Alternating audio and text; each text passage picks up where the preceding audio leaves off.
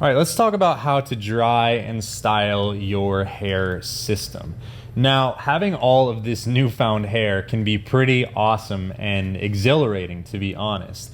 Having the chance to wear hairstyles that you haven't worn in years or potentially even decades can make you feel as if you want to try some crazy things. You want to try mohawks, you want to try quiffs, you want to try all sorts of crazy stuff. And that's completely natural. And drying and styling your hair is where most of this activity is going to happen. But what's really important that we talk about how to properly take care of your hair system, because you may be showering every day, every other day, every third day with your hair system.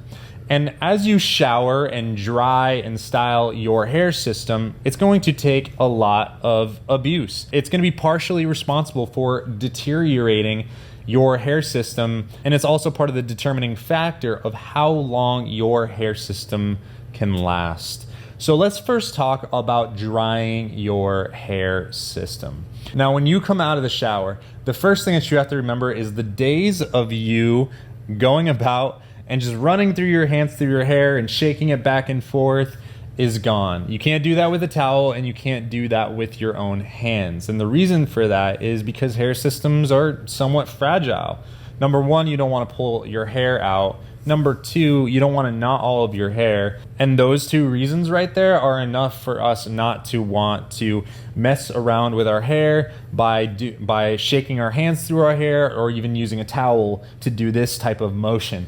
No. So what we're going to do is we are going to pull our towel over our head like so. Then you are going to pull down on the towel, and you can press your hands into your scalp in order that you can get rid of a lot of the moisture that comes from showering. Now, a lot of people are going to want to dry their hair with a blow dryer. It's faster. You can actually add a little bit more style and volume to your hair system, but we don't really recommend using a blow dryer as your first choice. And the reason is, number one, heat can cause a lot of damage to your hair and hair system. Heat damages people's hair, even if they have a hair system or their regular hair. If you're going to use a hair dryer though, make sure number one, you are using a heat protective spray. Number two, make sure that you are using the cool setting on your hair dryer, because that will help prevent any damage from happening. And number three, try to blow all of your hair in one direction. Now you want to do this so that way we're not causing undue tangles inside of your hair system. Remember, tangles, knots, matting can really take life out of your hair system. So to avoid having a premature death to your hair system, now let's talk for a second about styling your hair and hair products. Now, one thing that you really want to do as you're using a hair system is making sure as much moisture enters your hair system as possible. So what this means is using leave-in conditioners. Leave-in conditioners will keep your hair moisturized throughout the day, making sure that it doesn't get dry from dry weather, from the sun, from just your day-to-day life, or even from shampooing. That can dry out your hair, which is why we condition our hair. It's also a great way to style your hair. I use leave-in conditioner every single day to style my hair, but also to keep it nourished. You can use other products such as gels, paste, pomades. You can use all of these things, but they will take more life out of your unit, and it will require cleaning your unit more often because you will need to get these products out of it. Remember, the more that we use our hair systems and the more that we put them through, the shorter lifespan that they're going to have. Not just because of losing hair, but also losing color. The more chemicals, the more shampoos, and the more things that our hair systems are exposed to, the quicker it's going to deteriorate.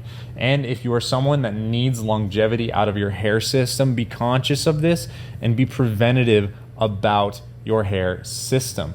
Now, another time that you can lose a lot of hair is while you're actually sleeping. Sleeping on a regular pillow can make you lose quite a bit of hair. Now, the reason for this is actually friction. Friction between our hair and friction between the pillowcase. Most pillowcases are a form of linen, which means that they tend to grab onto things pretty easily. Now, there is a way to circumvent all of the hair loss that can happen with sleeping.